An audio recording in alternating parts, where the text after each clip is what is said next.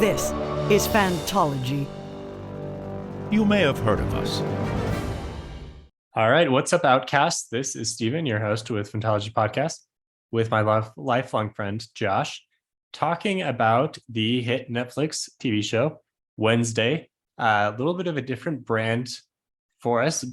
Usually we cover books. I mean, we do TV shows every now and then, but typically it's not kind of more of a what you'd call a YA type of TV show. But we both watched this and enjoyed it quite a bit. Josh, I think you have like a glowing review for this one. I liked it quite a bit, and a lot of people did. I think it's, depending on what metrics you look at, it's like the number 2 Netflix show of all time. I mean, I guess it depends what numbers you're looking at, but it's a very popular show. So, Josh, tell us why it deserves to be there. Okay, yeah. I think that this show was super ambitious in a lot of really interesting ways. So, for one, Tim Burton has just been kind of off lately. Like, I feel like the last, I don't know, half dozen or so movies of him, I just like didn't even care to watch. So I did not have high expectations with this coming in. For example, like the Dumbo movie, I never saw that. The what are some other, I don't know. I don't even know what they are. Yeah, he's just been kind of in a slump. I don't know. I don't know if he's just been taking like money projects instead of passion projects, but I used to be a really big fan of his. And so this felt like a return to, he's just taking it's like back to a character study, and he did such a good job with it. I was just like blown away by like the character of Wednesday, just immediate, like from the first few scenes of the show. I was just totally engaged with her character. And Jenna Ortega, I haven't really seen her in anything else, but she was like built for this role. She's the young Jane in Jane the Virgin, if you ever watched that. I saw the first few episodes, but yeah, I think she's in one of the seasons of You as well. But yeah, I mean, she was really good. Yeah, and she's not like a no-name actor. It's not like they pulled her from obscurity. Right. But yeah. And honestly, the whole time I'm watching, I'm wondering, like, how many takes does she have to do before she cracks a smile? Every now and then, like, she just has the deadpan look on her face the entire time, and that's hard to do. Yeah. And so by far and away, like 10 out of 10, which I hardly ever give 10 out of 10 for things, but in terms of like that performance and that casting and just everything to do with the character Wednesday, like how her specifically was written. We'll get into like other major problems with the writing in terms of like the plot and other characters and stuff, but in terms of how the character like Wednesday was written and portrayed and acted, like I think it was flawless personally. Like I don't think it could have been done better. So maybe that's like a hot take, but like for me that was I think it 10 out of 10. Yeah, it really was a great performance, very believable, really sucks you in right away. Yeah, there are other things about the series, specifically about the plot and some other just like pretty big plot holes and just weird things that they did that were like super middling and like fell into some really cliche YA things, and we'll talk about those. A lot of it. So yeah, there were a lot of kind of just cliches and tropes that were just kind of all thrown together and turned into this TV show. And a lot of it worked. Like the Wednesday and Enid pairing, which was basically like Wicked. Here we are in a school with the happy-go-lucky girl and the, Wednesday girl. But I thought that relationship really worked. And the whole idea of, here we are at the magic school, and there's actually no classes that they're ever going to, that's kind of a trope as well. There are, sure, like a lot of plot holes that arise from some of these tropes that they threw together. But I mean, from a surface level, I think it all came together decently well. Once you start to like really kind of nitpick, like, okay, this is how this all came together. Like, does it really work? With characters really do these types of things? Yeah.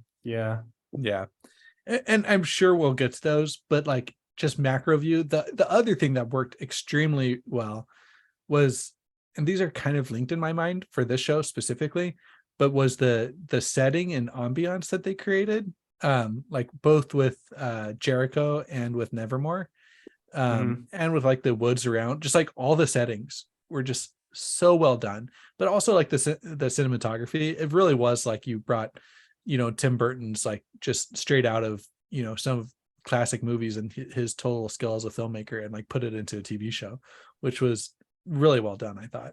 Yeah, it didn't look as cheap as a lot of the other Netflix shows, which is always my deal with Netflix. Like some of the shows just don't look cool enough for me to ever really jump into and be immersed in.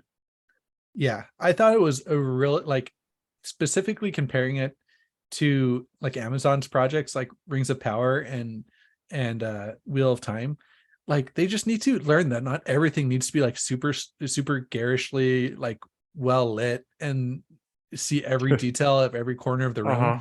And it didn't descend into like House of the Dragon territory where like there were scenes that you couldn't see what was going on. You know, it was just really well done where what you needed to see was well lit. Like you could see the characters, you could see their faces, you could see their expressions, you could see some, but like there was also like kind of a spookiness in terms of the other ambiance and like other parts of the setting. So I just felt like the way that it was filmed and the way that it was portrayed worked, like tied extremely well with the setting that they created.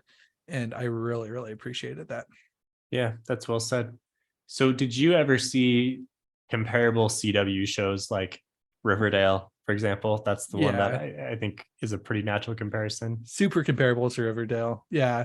I watched like the first 2 seasons of it and then I was like, I think I gave it 2 or 3 seasons and then it just kind of became this endless repeat and I was done. But the first season was kind of fun and new and intriguing. Yeah. Another maybe even better comparison, which is like in the same universe as Riverdale technically, is that Sabrina show on Netflix. Oh, I never watched that one. I think you guys were telling me to watch it. I never did. I mean, it was a lot like this, like in terms of having like a definite vision and having a lot of like being a definitely like YA story that like has all the YA cliche tropes and stuff. But also like some compelling story elements. So it was a very good comparison, but it just never had the like level of charm that Wednesday has, like even really close. Like Sabrina and the actress that plays her, I'm Kira, I'm forgetting her name. Shepley, the madman. She's a really great actress. Like she acted the role really well. She did a great job, but it just nowhere near as charming. And so I felt like Sabrina is like solidly like that 5 to 6 range where I feel like, you know, Wednesday just by her like the actress's portrayal of Wednesday like elevates this up to like more of the, you know, 8 to 9 range for me. Maybe that's a bit high, but yeah. And my deal with Riverdale is it's just always like way too much. Like everyone was just like way too over the top and overly dramatic about everything. And I could never really cheer too much for any of the characters other than the Sprouse brother who was kind of fun in that show. But for whatever reason, like the characters and what, I mean, I know it was kind of over the top still, and it's obviously fantastical, but it just seemed like everyone was a little more grounded. I don't know if I'm explaining that very well, but the show didn't seem like it was trying to be more than it was. Does that make sense? Yeah, and in some senses, like I think it really leaned into its strengths, if that makes sense. Like it really leaned into Jenna Ortega and like her portrayal of Wednesday. It really leaned into like the extreme things that worked well. You know, it didn't lean into here's some really convoluted plot that really doesn't make sense. Like the plot was a bit convoluted and some of it didn't make sense, but like it was so easy to look past that because of all the other like amazing things that was like really forcing you to pay attention to. Versus Riverdale, I felt like it would just constantly like force this convoluted plot that like down your throat and put in twists for no good reason. And it was just so heavy on the nauseating teen romance in Riverdale. I don't know about Sabrina, but and I mean obviously yes, there was some romance in Wednesday, but it was not the focus at all. Like it was just kind of like the subtext of some things. And I thought that's appropriate because I mean, I don't think Wednesday's a super romantic person. Yeah, so it was interesting. I thought the romance was one of the worst parts of the show, but Mackenzie liked it. She didn't mind it. And so she thought it worked well enough. I guess we should get into spoilers now. So, well, yeah, Oh yeah, I mean, I I'll guess refrain. Yeah. it is Um, spoilers. Yeah. yeah. But like Mackenzie's point was like it wouldn't have really felt like a betrayal of Tyler if he was just some kid that worked at the coffee shop. Like you kind of needed the romance aspect to really pull off that betrayal of him. Mm. And I will admit, like that monologue he did of like when he was like, "Oh yeah, I got away with it. Like, look how cool I am." That did hit that hit pretty well, At the police station. at the police station. Yeah, you didn't like Oh, that? I thought that was really cheesy. I really liked it. I just thought seeing his face like just go like change. Uh-huh. I thought it was good, but anyway. Well, by the end of the show, I was still confused, like how much of his actions were controlled by him and how much were controlled by Thornhill. That was her name, right? Yeah. Yeah, Thornhill. And so was he really like that evil and would come up to her and say something like that? I mean, I Well, get the sense that like he wasn't completely in control, and so why would he be like bragging about, in such an evil way? I kind of think that's why you needed that monologue because you needed Like it. that's the evidence for That's me the as the watcher to say like, yes, he was. Yeah, which is kind of weird, Mm, like that they would even make you think like, oh, was he really in control? Like they went through that whole scene of like, oh, how much are the Hydes aware of what they're doing? Oh, he was killed by a Hyde before he could find that out. Like I don't know if you remember that little conversation. They were talking. It was when she was learning about Hydes and the researcher or whatever that was looking to them. okay. Anyway, so like there's Maybe. like Yeah. that little it like made a point of like making it like, oh, how much do Hydes know? And they're like, oh, it's we don't really know. But if you're just gonna have him come out and say like, oh yeah, I was totally like at first I wasn't really aware and now I like love killing, like why even Mm, have that in the first place? Why even have that like mystery, But mm, it is what it is. yeah. It's a minor nitpick. What were some of the more major plot nitpicks? Should we do that? Yeah. Should we do that now? Should we talk about some things that we liked? We can We've kind of bounce gushed. back and forth, I guess. Yeah, we've gushed for a bit. Let's get into some plot nitpicks. Okay, sure. Yeah. So my thing is like every single time she had a suspicion of who it was, which she had to have been wrong like at least 3 times, if not 4 times, she goes directly up to the person and confronts them with like no backup plan, no like, okay, this person's a monster. What if they turn on me and attack me? Like she is not prepared to defend herself in any way, if indeed the person was the Hyde monster. This just seems so naive and stupid. Yet Wednesday is often the cleverest person around and the most capable in a lot of ways. So I just don't understand that. Like, why would this character do this? Why would she not have a more clever way of entrapping the person that she thinks is guilty, or having some people as backup? I guess by the end with Tyler, she finally does have all her friends there with her, but before that, like every single time you're like, what are you doing? Yeah, I totally agree with that. There's really not much to say. And the thing is, like, we've shown that she's super competent, but it's not like she got beat in the fencing duel by Bianca. It's not like her powers of like, of fencing or something is like going to be enough to save her from a Hyde. And we saw that, like Mm-hmm. you know, um, I yeah, it is kind of weird. It's just like some unearned confidence, but at the same time, like I think it worked well enough for her character. Like she always just seemed to like be overly confident in herself to her detriment. And I think, and we saw her fail enough that like that was interesting to see. Like, so I don't know. Yeah, I guess it was just disappointing that she never really learned from her failures. Like she was never humbled in like, oh, I got that wrong. Like it didn't really ever affect, like she was never willing to admit that she was wrong, or Yeah, yeah. and she like had the plot armor of like the fact that she couldn't be killed by the Hyde until they had like used her hand or used her like blood to open the blood of a living descendant to open. Yeah. So she had the Yeah, plot armor. yeah. So I guess they wouldn't have killed it. Yeah, So she, but I mean, yeah, she didn't know that. yeah, exactly. Yeah. So it's one of those things. And I guess she kind of apologizes to Xavier, I guess. Yeah, she does. But yeah. So okay, but the other plot holes that I saw, that maybe, I don't know if these are plot holes, but I couldn't figure out the answer. Like the flowers, like were those flowers just put there in the like in the Gates mansion to like throw her off? Like I thought that was kind of weird. Because they were the same flowers that the therapist had, Yeah, like right? that's why you suspected the therapist. Like it feels like those were just Mhm. there either to throw us as viewers off or her off.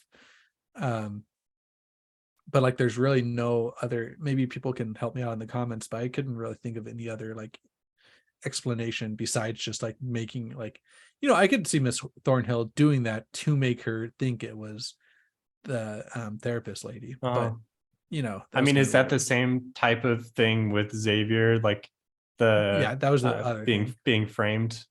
Yeah, it's just like, why was Xavier always around? Like we never had an answer to why he was always around, besides just like maybe he was stalking Wednesday to protect her. Mhm. Like that's kind of the only thing you can come up with for why he was always around. Yeah. Otherwise it's just so that she would suspect him, which is just kind of weird. And the love triangle didn't really work for me super well because I didn't feel very much chemistry between those two, Xavier and Wednesday. The Wednesday Tyler relationship seemed to be going in a good direction until it wasn't, which is, I guess, kind of how you knew that it probably wasn't going to work out. Yeah. Um Although I think I was genuinely like not sure who the monster was, right? Until we knew from the vision. yeah, but it was kind of weird because I felt like it almost made you care more about who was controlling the monster. And then you really only had I think it was really obvious that the Gates daughter, Laurel, or whatever her name was still alive, right? And she, Yeah, like, ever since you heard that story of like, oh, she mysteriously died at sea, like that's, I right. think that, like, immediately I was like, oh well, she's obviously, a part of Right. what's Yeah, going there's on no now. body. Yeah, for And sure. Still and alive. like I didn't know if it, and you kind of, by process of elimination, like, no, it's either going to be Thornhill or the therapist. Kind of like, I didn't really suspect anyone else. Yeah. Like I didn't Well, like know which one it was going to maybe be, but maybe Brienne could have been Bianca. suspected. Wait, who's Brienne? Enid? Principal Weems. Oh, Brienne of Brienne of Tarth. Tarth. Yes. Yeah, I Gwendolyn thought about Christie. that, but like none of her motivations really made sense for Yeah, that. right. Yeah, it would have been a stretch. Yeah. It would have been a stretch. Yeah. She already had like an interesting enough character to not be the murderer. You know what I mean? Yeah. Yeah, Thornhill made sense by the end. She really was kind of the only remaining possible character. It really seemed like the therapist was an option until she was just offed. Yeah. Well, yeah. And I think that was kind of one of the weaknesses of the show is you couldn't, to me, I couldn't, looking back, I don't think there was a way to know for sure if like you paid attention to the clues, if it was going to be the therapist or Thornhill. You know what I mean? Like there wasn't like a solid way to figure that out before the reveal. Yeah. Not right. Yeah. But so, I mean, it wasn't supposed to be like a really convoluted yeah, plot show right. like that where you actually are trying to figure out, is it, I mean, I guess any show with a mystery, as a viewer, you are trying to figure it out. Like it's impossible to watch a show and not try, but it wasn't one where they were like leaving clues everywhere and you could possibly piece it together. Yeah.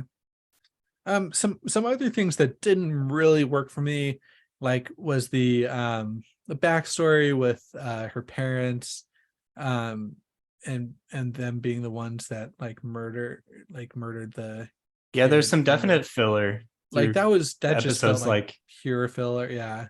yeah, episodes like 3 through 5 ish, just a Yeah. lot of filler. Yeah. I mean, like, her relationship with her mom was interesting enough, but like I also felt like you could have had Mhm. that relationship be interesting without like some backstory that you didn't really care about. Then some, I don't know, like some of the drama with Enid and like her boyfriends, that was just kind of filler too. Like Oh Enid yeah, was a really Enid's a interesting relation. Yeah, character, yeah. but you could have, I think that them devoting like her the time with her boyfriends to like have a few more scenes with like Enid and Wednesday would have done For better sure. for the show. Yeah, I didn't really care about Enid's boyfriends, but Enid and Wednesday relationship was great. But Yeah, I think my favorite part of the show were just the jokes about the snoods. That was all really funny to me for yeah, some reason. they their relationship was great. I mean, it's just so reminiscent of like April and Leslie from Parks and Rec. You know Oh what I yeah, mean? sure, Yeah, sure. it's That's a like the good one. Yeah. same relationship, which is Uh, and the very whole time you knew that intriguing. eventually she was gonna go full werewolf, like that was set up pretty well. And by the time you get into like episode 7 and 8, you're like, okay, the werewolf thing hasn't happened yet. Like it's for sure gonna be a really big part of the final thing, and she's gonna save her, and she does like. And even though you knew that was going to happen, it still was fun to see. So that Yeah, I think that was done well. the first like 2 episodes, I totally suspected Enid of being the monster. Like she couldn't wolf out because she wasn't actually a werewolf, but she was like another form of Mm, monster that she was transforming into. I thought that was a pretty good theory, but I mean, I'm not sad that it didn't yeah, go no, because that's decent. That's decent. yeah, but It would have been really that would have been really crushing, honestly. yeah. Well, if they would have resolved that around like episode 4 or 5, and then had like another kind of mystery to solve where she like gets control of her Mm. pet, I don't know. Anyway, I'm not. It went a really well. It went a really good direction, but yeah. So there are other things like the or the not the mortician, but the um person that did the autopsies. I'm trying to think of his. Oh, don't remember. Yeah. Yeah, that him committing suicide was just kind of random and like pretty convoluted, and you never really got like an explanation of how, you know, was that Thornhill, was that Tyler, like, you know, because it wasn't a monster attack, it was like framed like a suicide. So Mm. you know, like that was kind of left hanging there. There's just like a lot of things like that, that I felt like deserved a little bit better of explanations. um so yeah, then other things like the having Uncle Fester show up, that was kind of fun, but again kind of filler. It um was, yeah, for sure. He was fun, but I personally have like no Adams Family background. So maybe if you have more of an Adams Family, yeah, if you watched the show back in the day, that might have been cooler. I mean, he seemed like a funny, quirky guy, so that was fun for a few minutes, and then it didn't really add anything to this story necessarily. yeah, I'm okay with it though. yeah, it was fun. I saw a lot. I feel like the Adams Family was on a lot when I was a kid, so like I could tell you the names of all the characters, but like Mhm. I don't remember any specific like plots or anything, you know what I mean? So that's the extent of my knowledge about the Adams Family. I actually But did see one like Adams Family play or something. I don't know if there's multiple, but it was funny. yeah, so my Yeah. my dad or my grandma's, my how am I, my grandma's like nephew's family or like is the name the Adams, so it was always like an inside joke like with my second cousins. Ah. It was like they're the Adams Family. Anyway, so that's kind of, I don't know if that's why we watched it or what, but yeah, I think also the Deus Ex Machina at the end with Goody coming just like healing her that was after, so cringy. I mean, once again, she's trapped and she doesn't have a plan, and finally she no longer has the plot armor, so they just decide to kill her. Um, but even before she dies, like you get the sense that she might know something, because I think she says some line about how like, I'm gonna stop you, or something tough, and then she just gets stabbed, and she's like, okay, but then Goody just comes and heals her, and we're good to go now. That didn't seem earned at all. Yeah, to me this is evidence of something really interesting. It's that you can have like a straight up mid show, like I think the plot was like honestly be like maybe even below average, like maybe like 4 or 5, I don't know, nothing like terrible happened, but like definitely average, like sitting around that average mark. Mm-hmm.